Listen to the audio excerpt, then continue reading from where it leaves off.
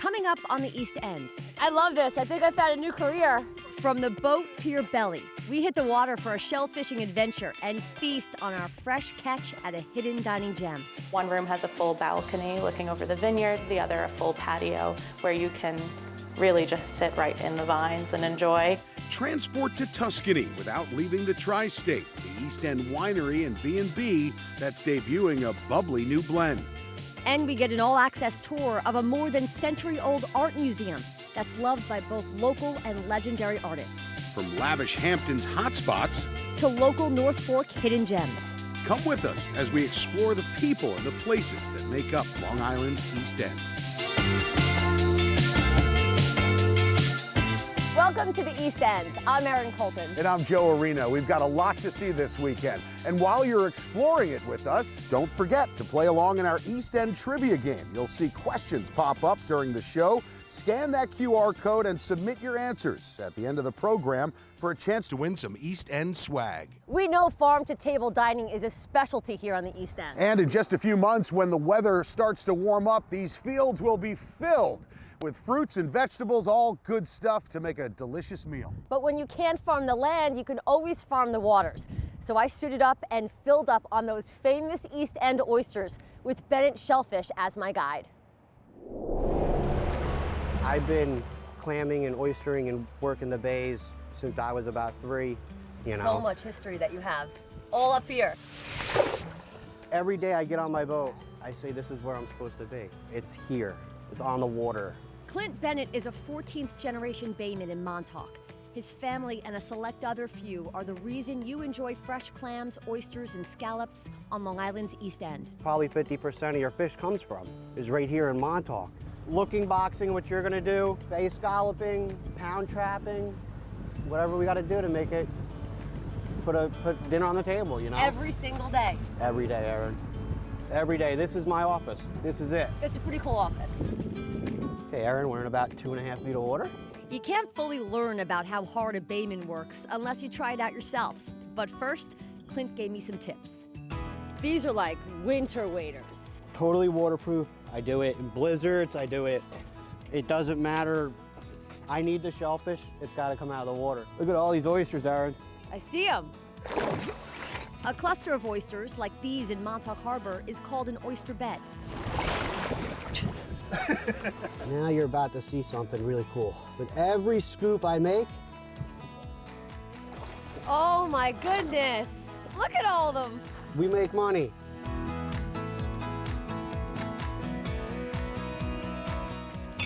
Not every day do I get my news anchor here I love in my it. waders. I'm just like, you know, one of the other baymen. Woo! That's it. You're in the water, girl. All right, let's go. Oh, this is a good one. I'm getting some good ones. You got a day's pay, Erin? I love it. I love She's just it. not even saying anything. She's just like in another world. I'm on it. I love this. I think I found a new career. Kind of can't feel my fingers. And now we do this for hours. I mean, honestly, if I wasn't cold, I could do this for hours. Oysters, clams, scallops, they're just all in here. Yep. I want the public just to know where their stuff comes from and how hard it is, how much time we put in to give it to them, you know? Keep it fresh, to keep it safe. You keep it going. That's too small. Too small, okay. I can just tell, you know, you kind of just like look at an oyster and you can know. And you just throw it back. And yep, it's got to get returned right away. After Clint collects his harvest of the day, it heads straight to his store, a hidden gem in Montauk, where you can get any fresh fish and shellfish you want right out of the harbor. What's it like having this place, Bennett Shellfish? It's nice to be able to have people come down, the, you know, into the driveway and knock on the door and, you know, see their faces. It's all right off the boat. You know, it's what I get is handpicked and selected by me and then brought to you guys. And that's like the thing that makes us smile at the end of the day is being able to know that we've given the public the freshest seafood that you could ever have. We do a thing called a clam pie. They just took off, you know, that's all they come here for is clam pies, clam pies, clam pies. I can't keep them in the shop. We just started making a lobster pie. It's the most satisfying, delicious thing you would ever try. One of the oldest families of baymen is still going strong on Long Island's East End, doing one of the oldest jobs our society knows. A job Clint says he'll be out on the water doing every single day. I like to provide. I like to work hard. We need people that do work the waters. People just think that their fish comes from wherever, exactly. They don't understand what it really takes. You were taught to fight for this. And I'm gonna do it until the day I die. This is me. Salt water is in my veins, it's in my blood, and it's always gonna be there. It's a special thing that I have in my heart and in my soul. Nothing goes better with a good meal than a great bottle of wine. Long Island's East End is famous for its award-winning blends. Yeah, no matter the season, the vineyards are a hot spot for tourists and locals alike. Like Pellegrini Vineyards here in Cutchogue. A lot of these spots think outside the box, or should we say, the barrel, to keep visitors coming back for more. And just down the road at Sannino Vineyards, you might enjoy their award-winning wine so much, you'll stay the night. I'm the daughter of Lisa and Anthony Sannino, the owners here. And Marissa Sannino is just one member of a proud family making wine here on the North Fork since 2006. We purchased a pre-established vineyard of 5 acres. My dad is a full-time contractor, so that was his first job. My mom calls the wine a hobby gone wild. And what started as a hobby and became an established tasting house in Peconic is now a tasting house open year-round here in Cutchogue off the main road. In 2019, we opened up our tasting house here. We designed it, built it, everything. And did everything from scratch.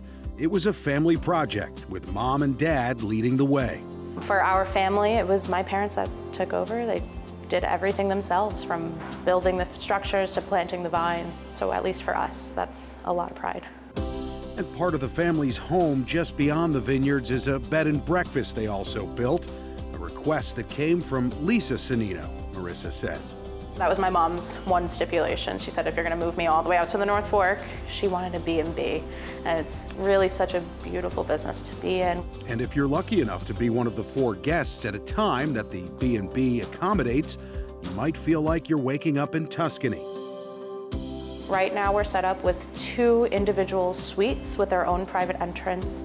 Breakfast is served to the rooms in the morning, and that's a full hot breakfast every morning. One room has a full balcony looking over the vineyard, the other a full patio where you can really just sit right in the vines and enjoy. And of the more than 60 vineyards in Long Island's wine country, Sannino is one of only 2 that has a B&B, and the only one where you're served a full hot breakfast right to your room. And speaking of things to enjoy, we haven't even talked about the wine yet, which a stop here at Sannino usually means a red. We grow some beautiful reds. Our top favorite red is our Petit Verdot, beautiful dark red variety. Our Francesco red blend, that's our estate blend. That is also our top tier red wine. For whites, we do have the best Pinot Grigio in all of New York State, so that was an awesome win for the year. It is a beautiful white wine. These are our sparkling tanks. And this year, the family has added a new addition to their menu. We are starting to make sparkling rosés of either Merlot or Cabernet Sauvignon. One is a dedication to actually my grandmother, so Lisa Sannino's mother. It's called Vivacious. Beautiful sparkling of Cabernet Sauvignon. We have a Flirtatious, which is a little more fun, so that is slightly sweet as well. In addition to that, we did start making a sparkling semi-sweet red. We are a boutique producer, so we only do about 2,000 cases in a year. And clearly the word only isn't something this family uses very much, and Marissa made that clear by dropping a hint on what's to come. Our production is going to shift from wine into a different type of beverage that we're really excited about. Haven't released it just yet though. Wow, what a tease. Joe, you gotta tell us what's new. This family is always thinking outside the barrel, so now they're starting distilled spirits, which are available right now at Sannino. Gotta try it. Pretty cool. All right, still ahead. Saddle up. There you go. Oh, Jane's trotting too. We're going on a horseback riding adventure that's fun for the whole family. That's next when the East End returns.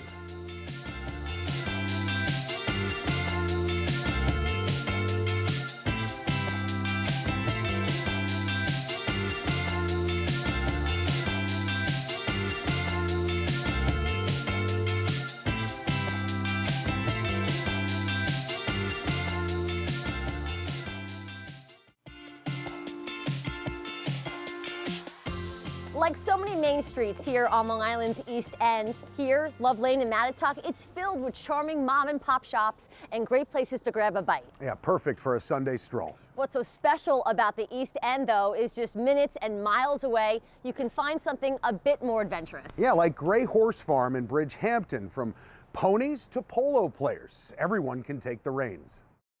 I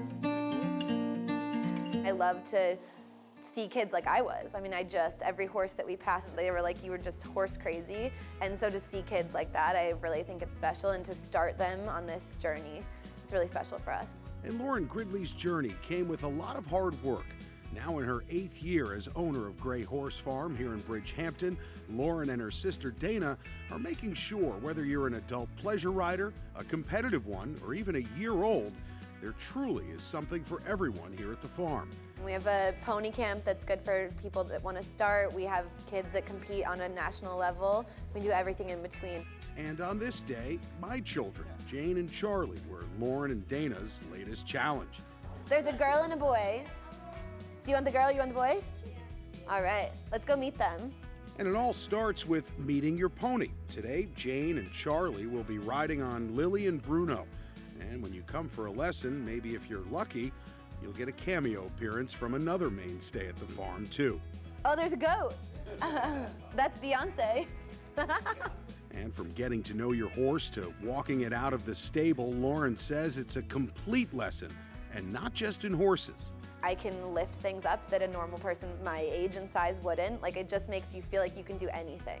Like, and I think internally the kids are, they're stronger than they should be. They're more determined than they should be. If they fall, they know they have to get back on. Responsibility in our lessons, we're like, I can't do it for you. It has to be you. There you go. Now just take this and slide it over his ears. There you go. Perfect. There you go. Oh, wow, Tiger, you go down like a cowboy. Cool. And even on a rainy, wet day at Gray Horse Farm, the 115 acres still provides the best conditions. While the farm has 3 outdoor rings, they also have 2 indoor rings, a Grand Prix field, and even polo grounds. A fully equipped facility, Lauren says, that started with very little. I personally started with, honestly, it was my husband's 2 polo ponies. They were the school horses, and the woman who started this business, she sort of set us up, but I have to credit those 2 horses. They were amazing. They were retired polo ponies, and it really brought in the public because they were just so easy and docile to ride. And while there are many reasons to ride, the number 1 use of these beautiful animals is pleasure. A close second is breeding, and competition third. That's according to the New York State Horse Council. Lauren says there's a new enthusiast born every minute. We have a family with a little girl that's 2 and a boy that's 4, and they just turned 9 and 11. They've ridden with us. They've never taken a lesson with everyone else. They jump, they show, so the whole time. Yeah, and I like that. And while no one rode off into the sunset on this day, Jane and Charlie learned how to trot. There you go. Oh, Jane's trotting too. Is it crazy feeling? Oh, Bruno. Good job, your first trot. And I... Right leg over? Yep. Yeah, there you Oh, boy. Didn't hurt myself. Too much. I'm doing it. I'm really doing it.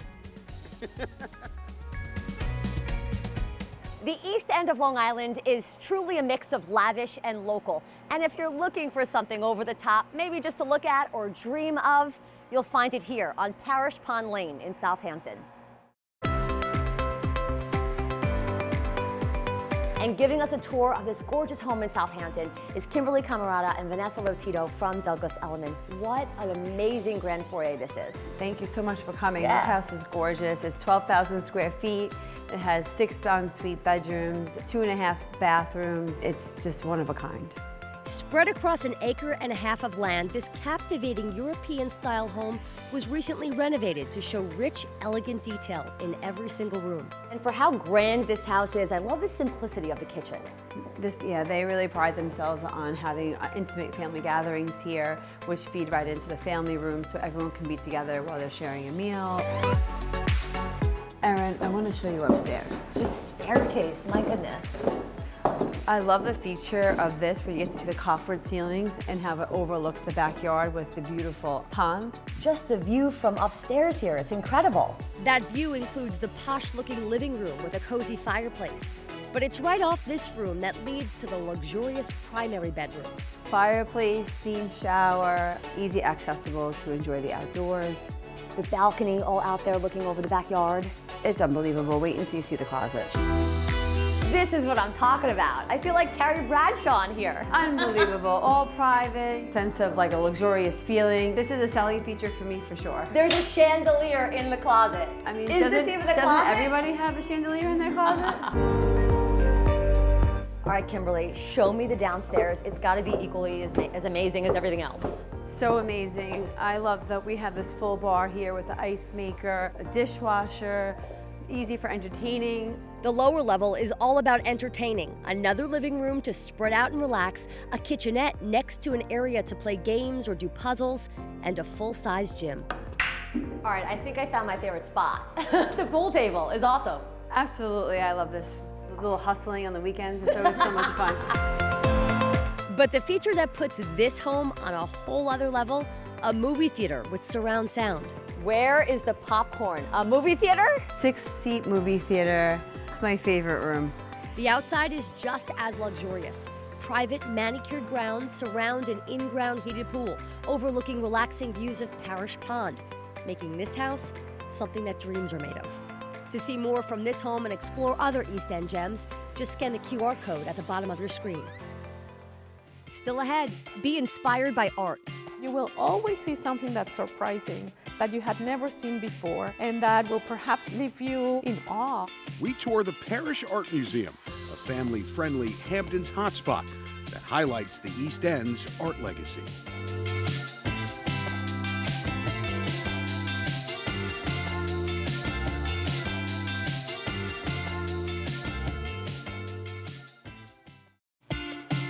Long Island's East End has a thriving art community, from everything from theaters to art galleries and everything in between. Like the Parrish Art Museum, a Hamptons attraction that's filled with unique exhibits, outdoor structures, and eclectic displays. So how did the more than 125-year-old museum grow into an art haven for locals and legends alike? Take a look.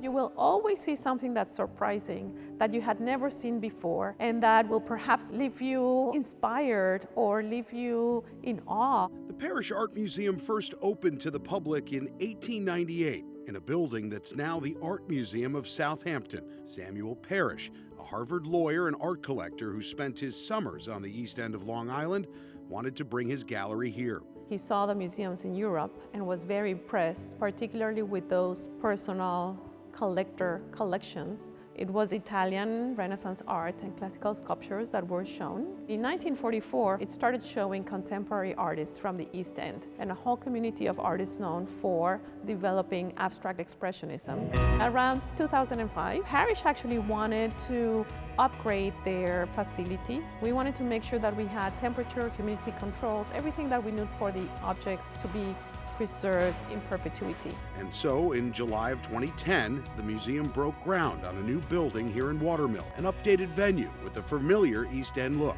The whole building is shaped after the typology of a potato barn that are ubiquitous in our landscape here. This is like a massive potato barn, grown in scale. It's interesting that artists also opened some windows to see the landscape, to let the light in. Opened in November of 2012, the massive building sits on a 14-acre canvas of local landscape. We call it the meadow. A lot of local and native plant species that replicate the nature that artists in the 1830s came to paint. What comes together is access to excellence in terms of architecture, design, access to nature, and some of the best art, not only of the nation, but the creative community life of the East End. Inside this nearly 35,000 square foot museum, it's not uncommon to find works from modern day artists alongside famous names like William Merritt Chase, Jackson Pollock, and Willem and Elaine de Kooning.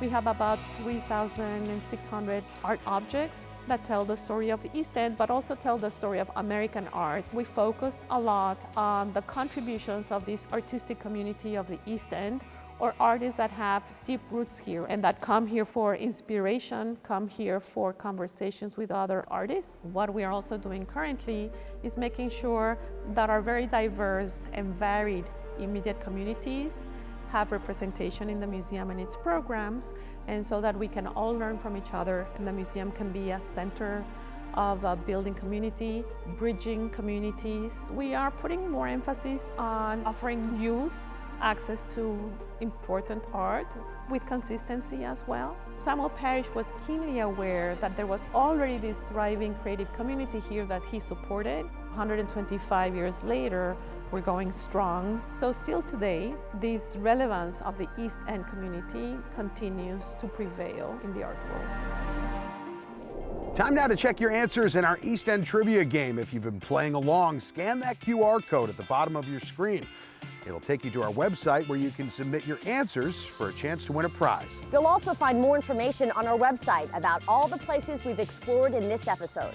And while you're there, let us know about your favorite place to visit on the East End, from the lavish to the local. Because it just may be our next adventure. See you next time.